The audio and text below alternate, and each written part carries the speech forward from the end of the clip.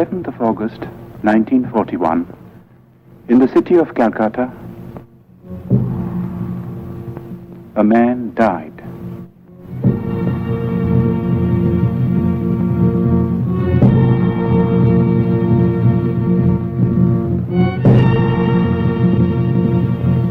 His mortal remains perished, but he left behind him a heritage which no fire could consume. It is a heritage of words and music and poetry, of ideas and of ideals, and it has the power to move us, to inspire us, today and in the days to come. We, who owe him so much, salute his memory.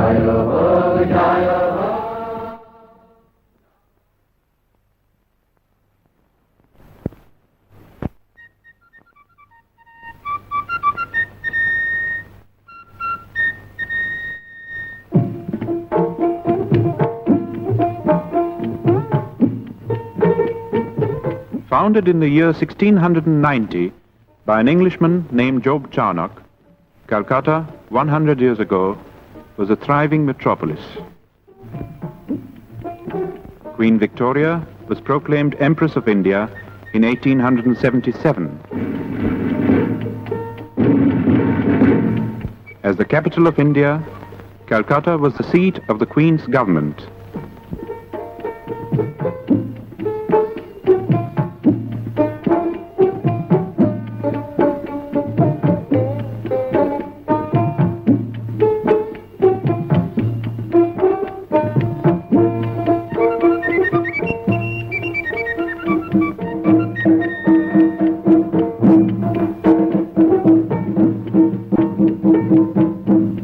In the northern part of the sprawling city, in the area known as Jorashako in Chitpur, was the family residence of the Tagores.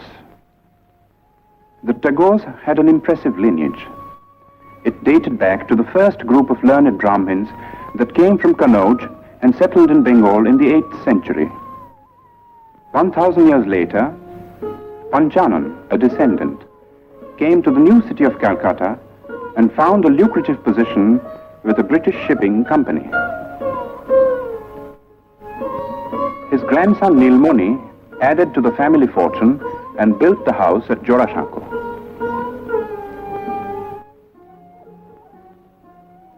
The peak was reached with Nilmoni's grandson, one of the most brilliant and colorful figures of the 19th century. Dwarkanath Tagore combined cultured sophistication with a largeness of heart and a rare degree of business acumen. Coal, sugar, indigo, exports, banking, newspaper. There was no end to his enterprises, and he succeeded in all.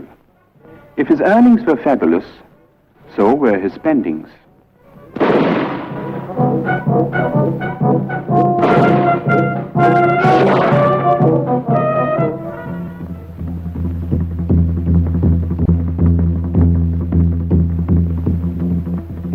Although a Hindu and a Vaishnava, Dwarkanath defied the ban of Brahmin orthodoxy and twice went to England. There he had an audience with Queen Victoria, discussions with Gladstone, and dinner with men like Dickens, Thackeray, and Max Muller.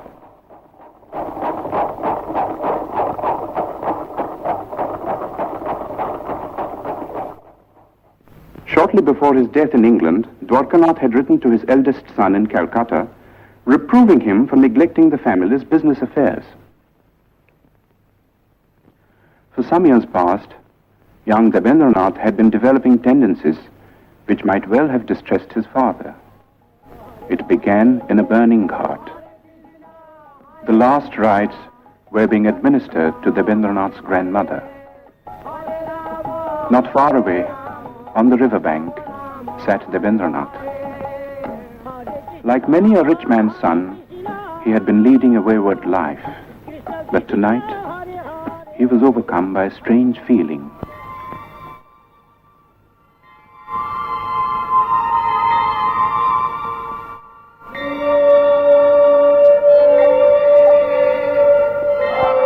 Worldly possessions seemed to lose their meaning for him. This led to a period of profound disquiet, followed by a ceaseless quest for the meaning of existence in the great source books of the East and West. He read the materialist philosophers of modern Europe, Locke, Hume, Bentham, and others, whose ideas were so much in vogue among the students of the time. Then he learned Sanskrit and read the Mahabharata. But peace of mind would not come until one day he chanced upon a torn page of a Sanskrit book. There was a sloka in it which said, "God is supreme and all-pervading. Enjoy by renunciation. Covet not another's wealth." This was a page of the Ishopanishad, edited by Raja Ram Mohan Rai. Ram Mohan had been a close friend of Dwarkanath's. As a boy, Rabindranath had a deep and silent admiration for the man. But the greatness of the Raja's vision and the magnitude and nobility of the tasks he had set before himself were beyond the boy's comprehension. Ram Mohan lived in times when India's spiritual heritage was being submerged in ritual and superstition.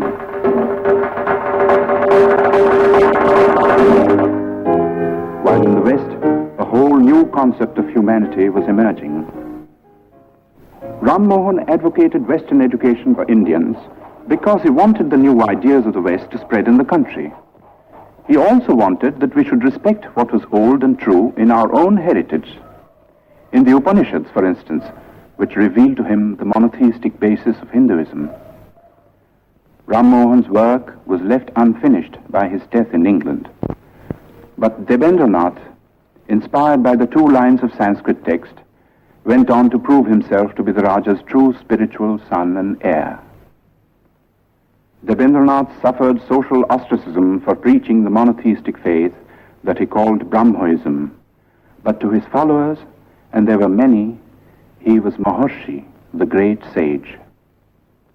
When Rabindranath was born, the Maharshi was 45 years old.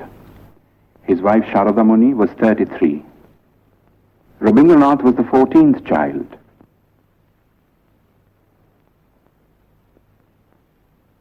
The eldest was Dijendranath, poet, philosopher, mathematician. Second son Satyendranath translated the Gita and Meghdut in Bengali verse and became the first Indian member of the Indian Civil Service.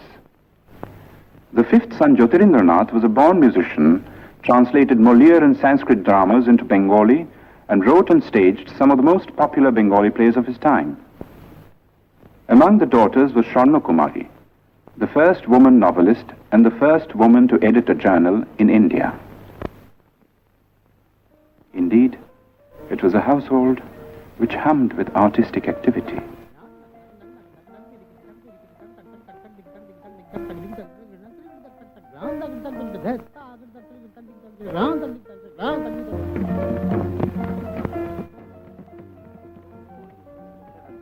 Oh, what else? Else shall I couple hell? Oh, fie, hold my heart. And you, my sinews, grow not instant old, but bear me stiffly up. Remember thee? For Roby, the time hadn't yet come to participate in the activities of the elders. Going out in the street was forbidden too, and this was indeed a pity, for nothing seemed more fascinating to the boy than the world outside.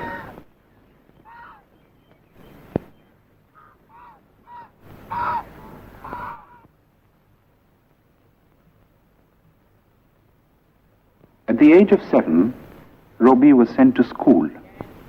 See a box. তুমি কি একটি বাক্স দেখিতে পাইতেছ? Yes, I can see a box.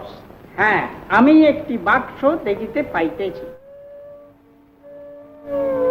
Yes, I can see a box. Robbie went to 4 schools and hated them all. But to say that he lacked education would be wrong. For his third brother Hemendranath saw to his studies at home, and it was all done by the clock.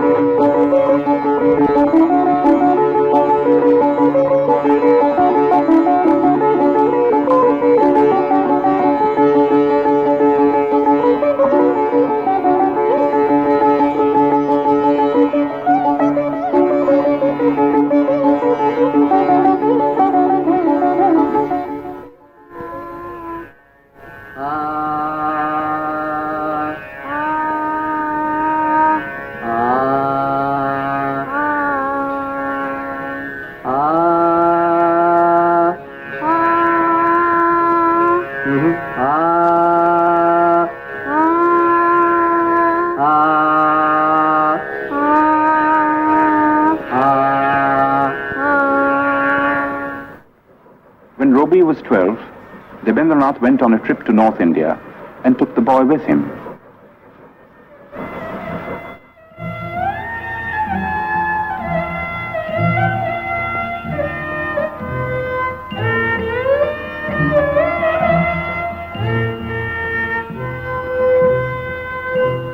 The last stop on a long tour was the rest house on Bakrota, the highest hill in the hill station of Dalhousie in the Punjab.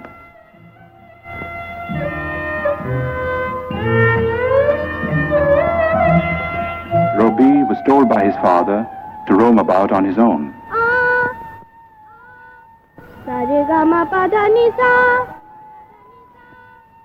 He was also taught to rise before the sun.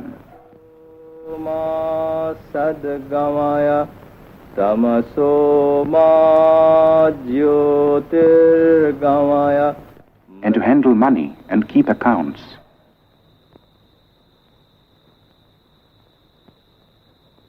The days often ended with the boy singing devotional songs to his father.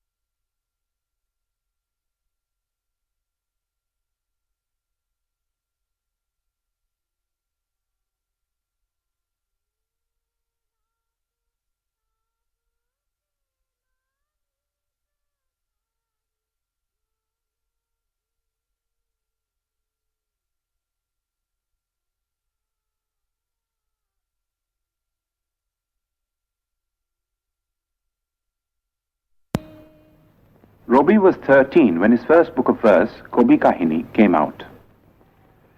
When Robbie was 16, Rabindranath brought out a literary magazine called Bharati, and Robbie found an admirable platform for his literary activities.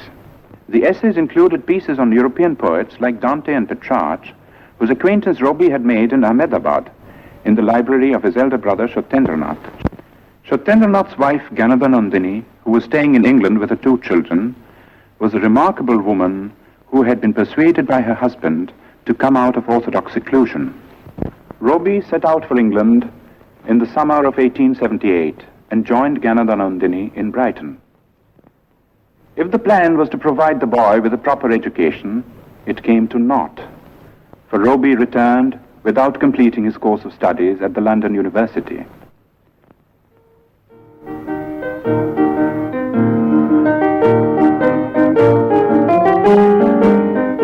While Rabindranath had become acquainted with Western music. Some of the tunes he had learned found their way into his enchanting opera, Valmiki Pratibha.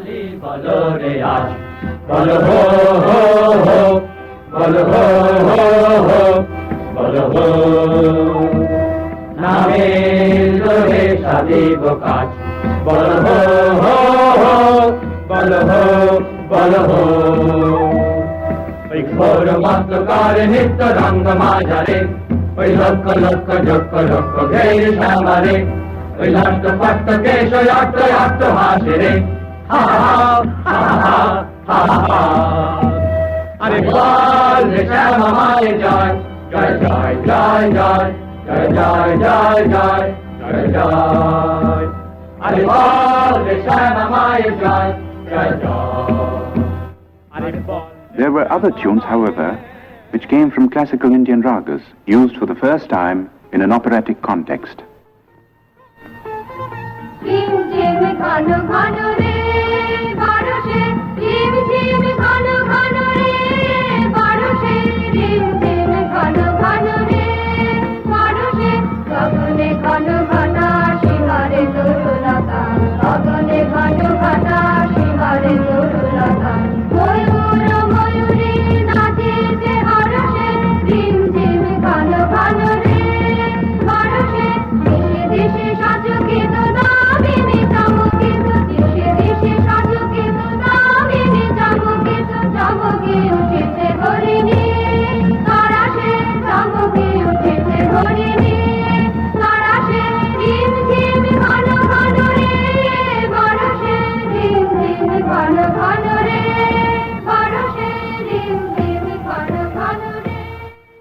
Valmiki Pratibha was staged in the Tagore residence with Rabindranath in the role of the bandit-turned-poet.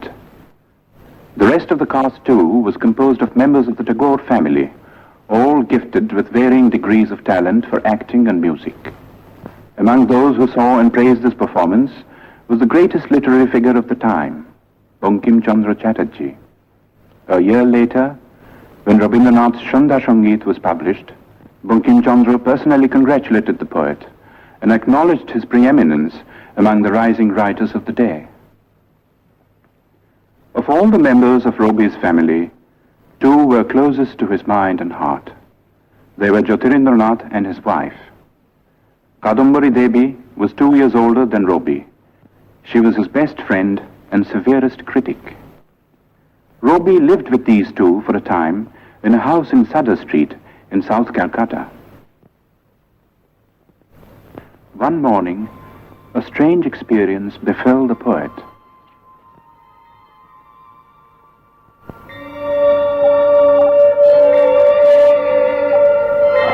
One day, while I stood watching at early dawn, the sun sending out its rays from behind a tree, I suddenly felt as if some ancient mist had in a moment lifted from my sight, and the morning light on the face of the world revealed an inner radiance of joy. The poem I wrote on the first day of my surprise was named The Awakening of the Waterfalls.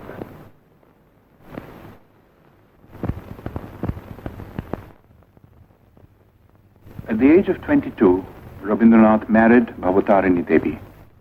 The old-fashioned name was later changed to Mrinalini. 2 months before the wedding, Rabindranath had received a letter from his father in which he was asked to prepare himself to look after the family estates. After a period of initial training in the estates offices in Calcutta, Rabindranath found himself in the very heart of rural Bengal, in the region around the river Padma. With a worldly wisdom unusual in a poet, but characteristic of the Tagores, Rabindranath in later life set about in a practical way to improve the lot of the poor peasants of his estates, and his varied work in this field is on record. But his own gain from this intimate contact with the fundamental aspects of life and nature, and the influence of this contact on his life and work, are beyond measure. Living mostly in his boat and watching life through the window, a whole new world of sights and sounds and feelings opened up before him.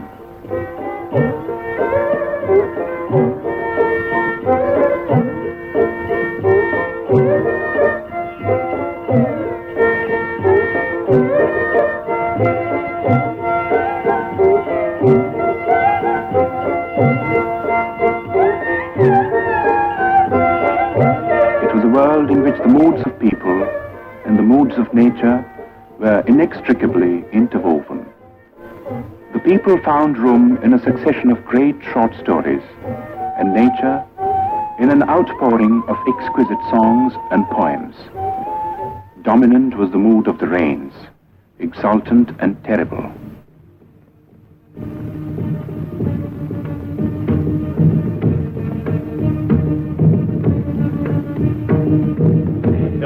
मंदिर डामर गुरु गुरु खालो में घेर गुरु कुटिल कुंजित whole रोमांचित बन बनांतर हृदय मंदिर डामर गुरु गुरु तुलिल चंचल भोग हिंदले निलाल सामने से कोन तीरे हृदय मंदिर डामर गुरु गुरु सघन भाषण शब्द मुखरित वाद गीत दर्शनारी सघन भाषण शब्द मुखरित वाद गीत दर्शनारी आलोकी बालरी प्रभाय बालव फलन कालरे कानन संकेत चिल्ले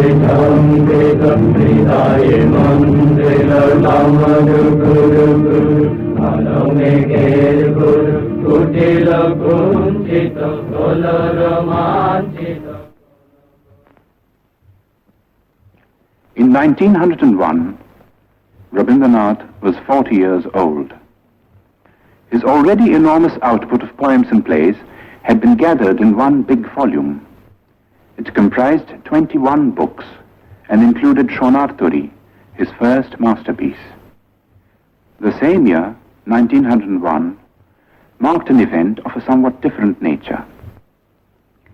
In Bolpur, in the district of Birbhum in West Bengal, Rabindranath had acquired some property in 1862, 1 year after Rabindranath was born. The property was made over to a board of trustees, and the deed specified that the place was to be used for meditation on the supreme formless being. According to the Maharshi's wishes, a seat of prayer and a temple of worship had been built, and close to the temple, a residential house which was called Shantiniketan, the abode of peace. Rabindranath had been worrying about the education of his children and had decided to start an experimental educational institution in Shantiniketan. It was to be a school, but not like the schools that had been the nightmare of his own childhood.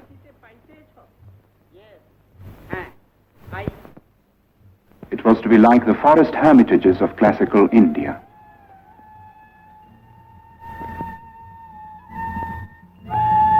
But to bring it into being was not an easy task.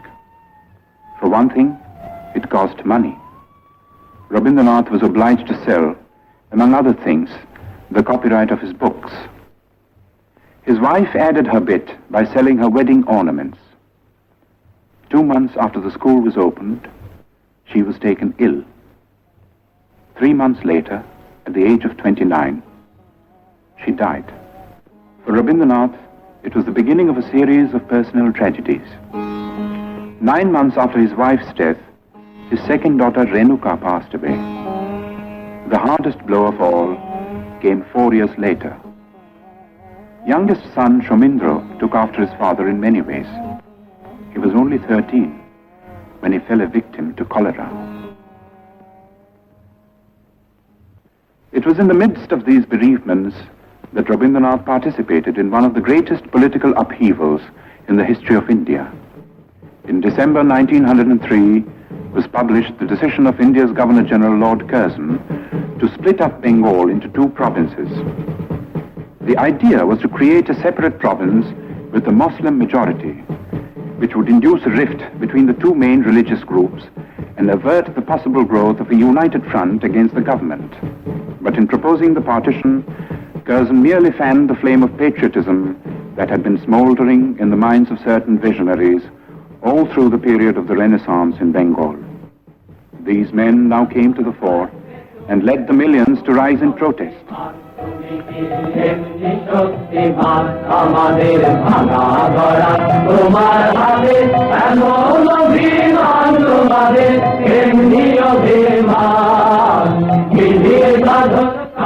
The series of stirring patriotic songs which Rabindranath composed for the occasion were sung in procession in the streets of Calcutta, with the poet himself in the lead.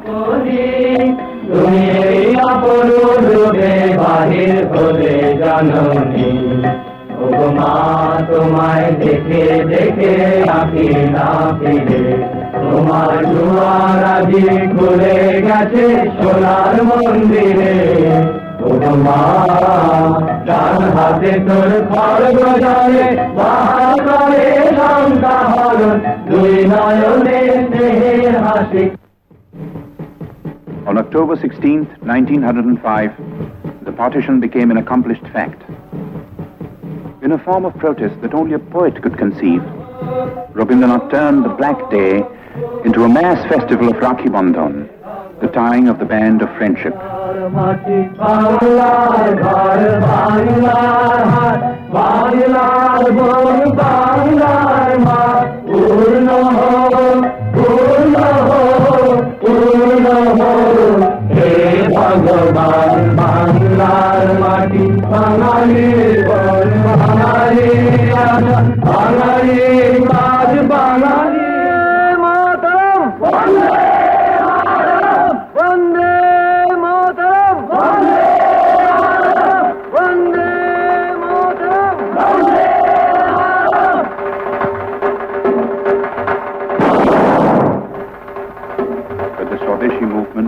Fated to grow and assume a character which was not possible to foresee in its early stages.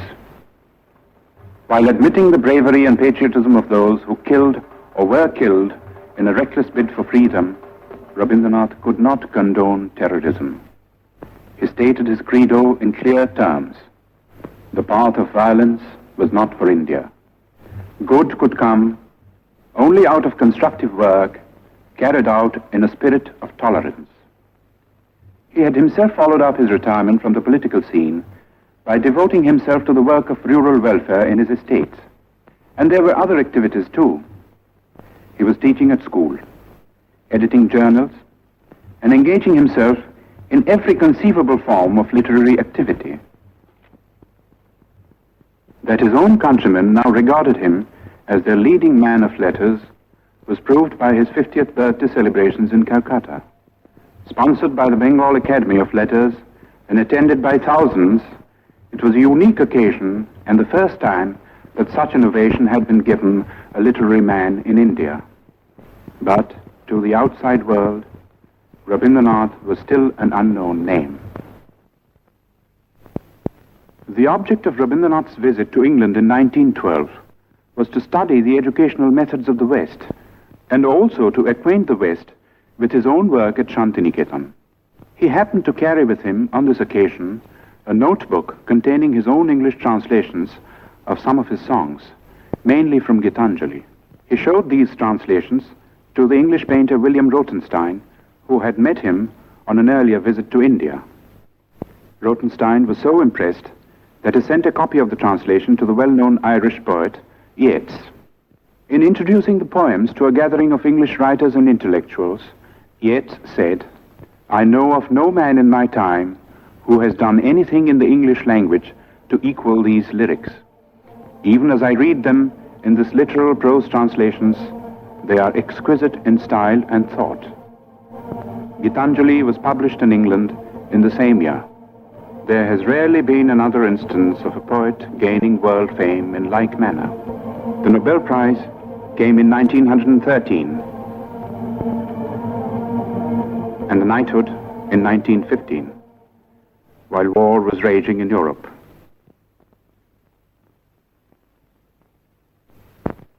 Touring Following the United States and Japan in 1916, Rabindranath made eloquent appeals for peace.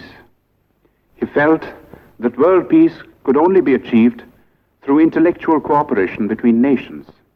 He said, "The call has come to every individual in the present age to prepare himself and his surroundings for the dawn of a new era, when man shall discover his soul in the spiritual unity of all human beings." Pursuing this noble idea of international cooperation, Rabindranath gave the school at Shantiniketan a new status and a new name, Yatra Vishwam Bhavati Ekaniram, where the world becomes a single nest. This was the motto of the Vishwa Bharati. It was inaugurated on the 24th of December, philosopher Brajendranath Sheel presiding. Rabindranath made over the entire Nobel Prize money towards the building of this university. While peace had been restored in Europe, in India there was unrest. The Rowlatt Bill, designed to suppress all political movements, dashed India's hopes of gaining the self-government that the British rulers had kept promising through the war years. Dominating the Indian political scene at this time was Mohandas Karamchand Gandhi, who, as a barrister in South Africa, had fought for the rights of the Indians living in that country. As a protest against the Rowlatt Act, Gandhi launched a movement of passive resistance. But the masses misinterpreted the movement, and following a rumor of Gandhi's arrest, violence broke out in many parts of the country. As a result of this, the government started taking repressive measures out of all proportion to the magnitude of the violence.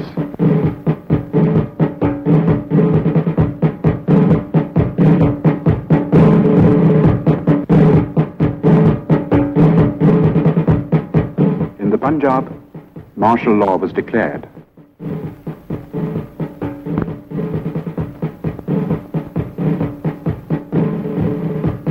In charge of the troops at Amritsar was Brigadier General Dyer.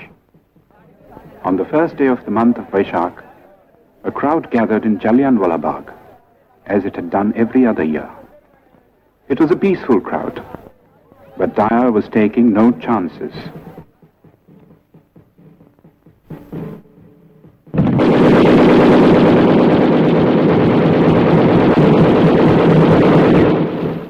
News of the Amritsar incident was suppressed by the government, but details filtered through to other parts of the country, and even to the abode of peace.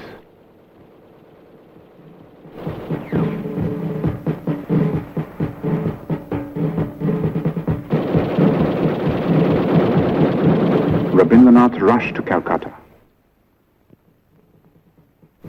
But the Defence of India Act was still in force, and no leaders would support him in a plea for a meeting of protest.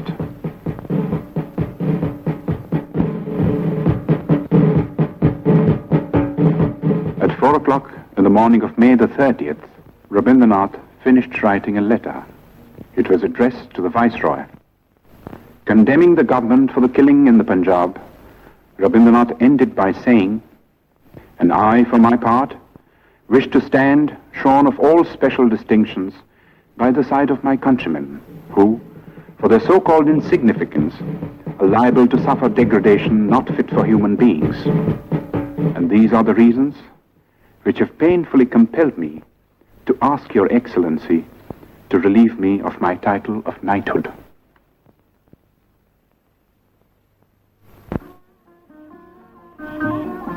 The next 10 years of Rabindranath's life were filled with ceaseless activity. The urge to travel and the necessity to collect funds for his university took him to all parts of the world, and the West, as much as the East, welcomed him with open arms.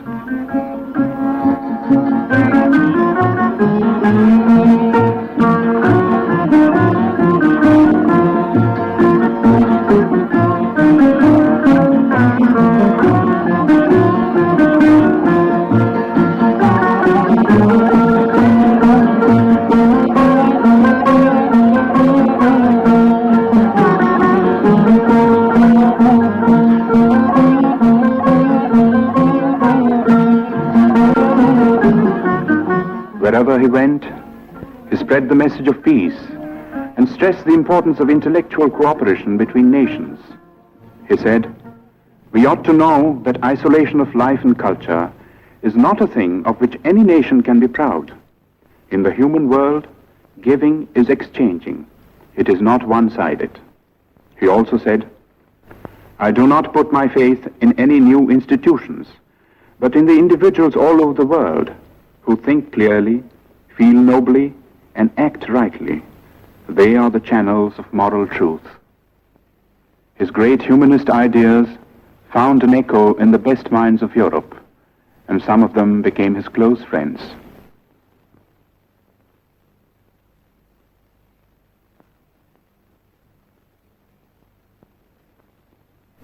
In the meanwhile, the institution at Shantiniketan had come a long way from its modest beginnings. Its scope for studies had greatly increased.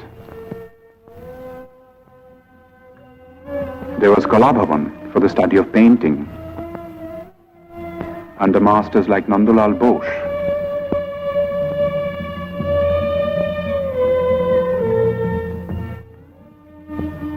Who was himself a pupil of Rabindranath, the poet's nephew. The Sangeet Bhavan, which neglected no branch of Indian music, had also grown under Dinendranath, another nephew of the poet. Special provisions were made for conducting Oriental studies, and scholars came from all over the world, stayed to lecture, for research, to exchange ideas. Such men were Levy, Winternitz, Lesny, Stenkonov. And there were some Europeans who did even more than that.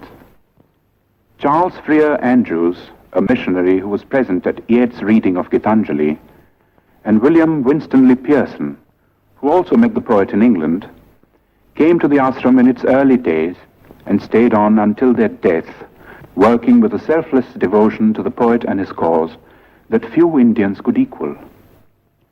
Leonard Elmhurst was another Englishman whom Tagore had met in America. He was drawn by the poet's personality, came over to Shantiniketan, and took charge of the School of Rural Handicrafts, another of Rabindranath's experiments at Shurul, 2 miles from Shantiniketan.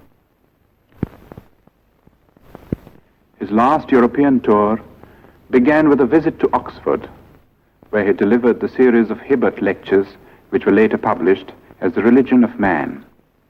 It was also on this last trip that Rabindranath went to Soviet Russia for the first time.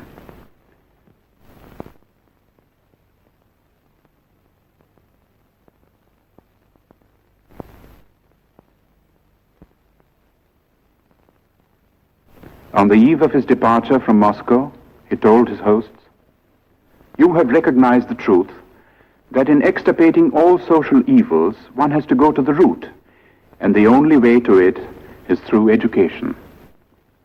In Russia, as well as in other countries that he visited on this tour, Rabindranath held exhibitions of his paintings.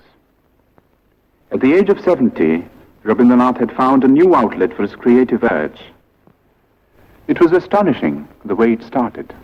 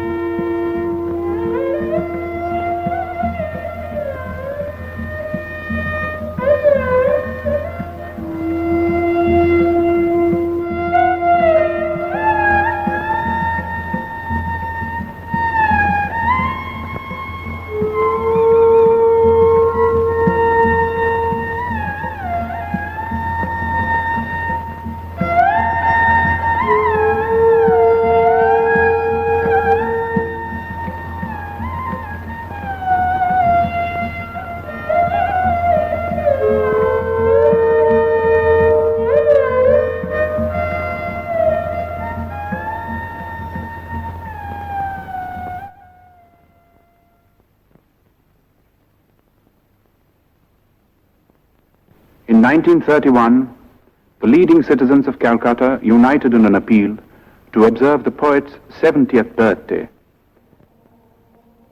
It was celebrated in a manner that was truly worthy of the occasion.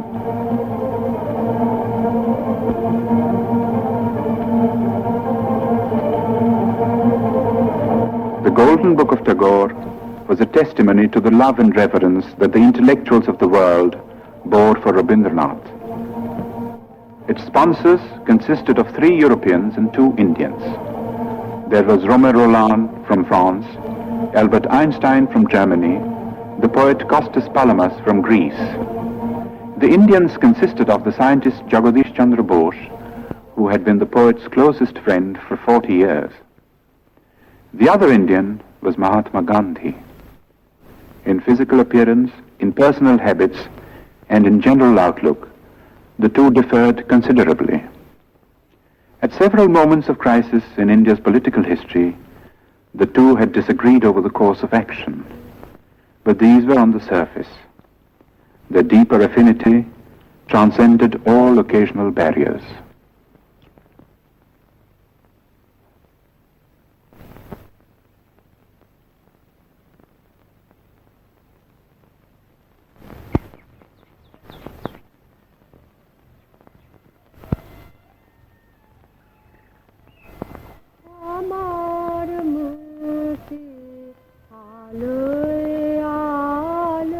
The last years of the poet's life were spent largely in his beloved Shantiniketan.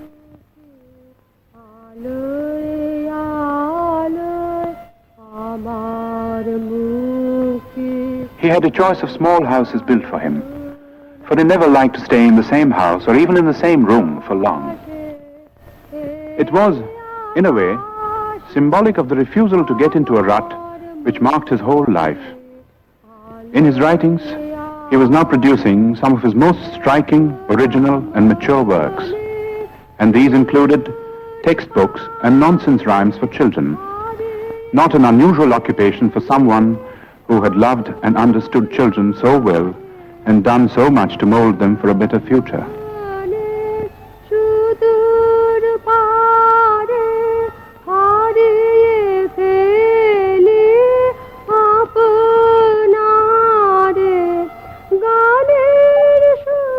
His health was failing, but calls of duty, which he was ever ready to answer, gave him little rest.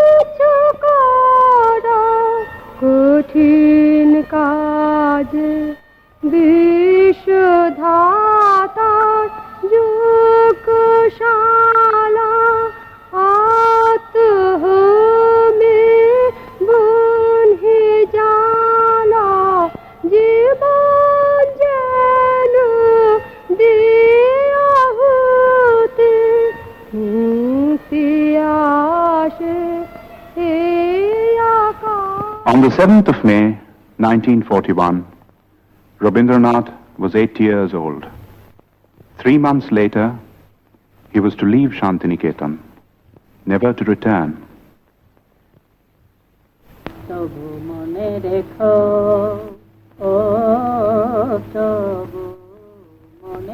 He would be taken to his ancestral house in Calcutta, fatally ill.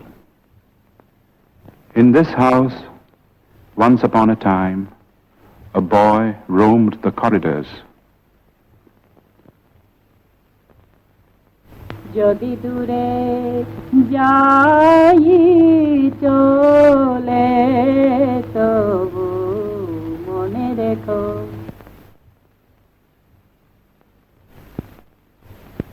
What is the fun of always writing and writing? When I take a father's pen or pencil and write upon his book just as he does, A, B, C, D, E, F, G, H, I, why do you get cross with me then, mother? You never say a word when father writes. When my father wastes such heaps of paper, mother, you don't seem to mind at all. But if I take only one sheet to make a boat with, you say, child, how troublesome you are. What do you think of father spoiling sheets and sheets of paper with black marks all over on both sides?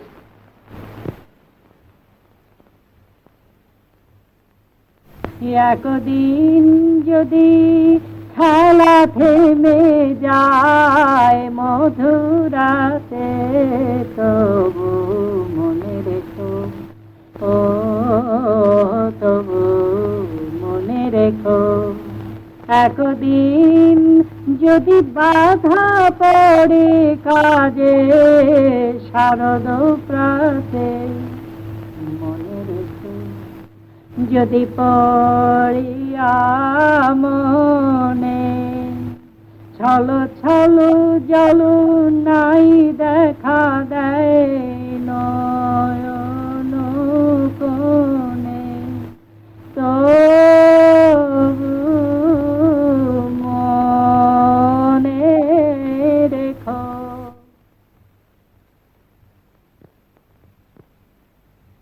Rabindranath attended the 80th birthday celebrations in Shantiniketan in spite of his failing health.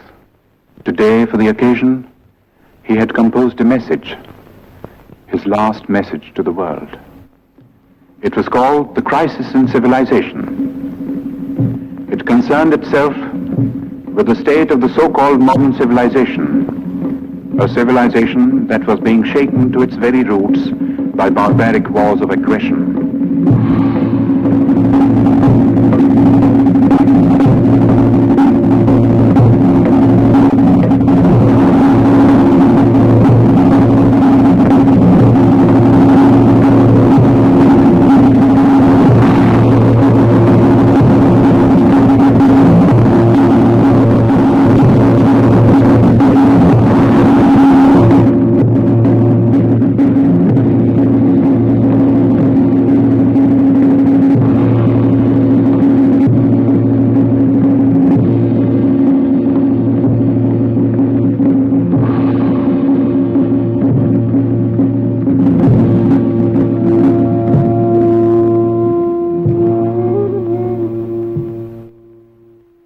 In the course of this message, Rabindranath said, I had at one time believed that the springs of civilization would issue out of the heart of Europe.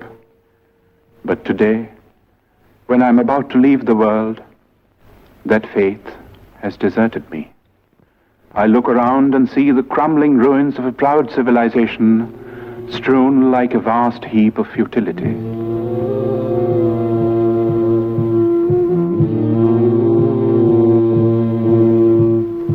And yet, I shall not commit the grievous sin of losing faith in man. I shall look forward to a new dawn, to a new chapter in history when the Holocaust will end and the air will be rendered clean with the spirit of service and sacrifice. Perhaps the dawn will come from this horizon, from the east, where the sun rises. On that day, will unvanquished man retrace his path of conquest, surmounting all barriers to win back his lost human heritage.